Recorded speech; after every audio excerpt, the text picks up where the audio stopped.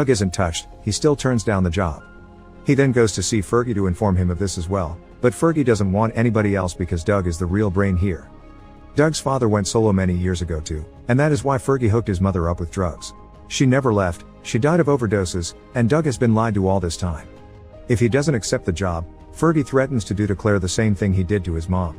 Doug rushes to Claire's place to check she is fine, but she kicks him out and doesn't let him apologize or explain.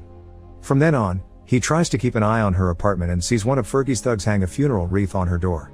Doug destroys it as he finally accepts he will have no choice but to accept this job. After visiting Chris to tell her he will be gone after this job, Doug tries to approach Claire again and promises he will never hurt her, because he has robbed many banks but he has never killed anyone, then asks her to wait for him before leaving.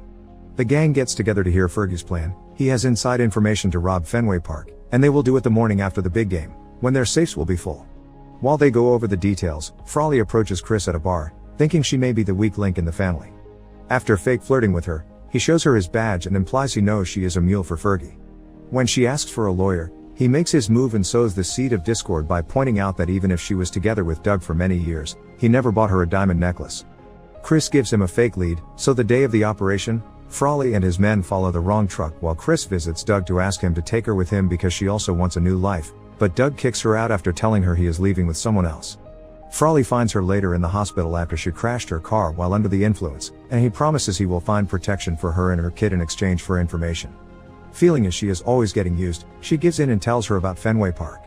While Dez uses his electrician knowledge to disable the alarms and security cameras, Doug and Jem dress up as cops and are allowed inside the stadium by a contact of Fergie's. They come across some employees and guards, but their police act doesn't work out and soon they are taking out their guns and making the men lower themselves to the floor so they can tie them up. Next, they go up to the cash room and tell the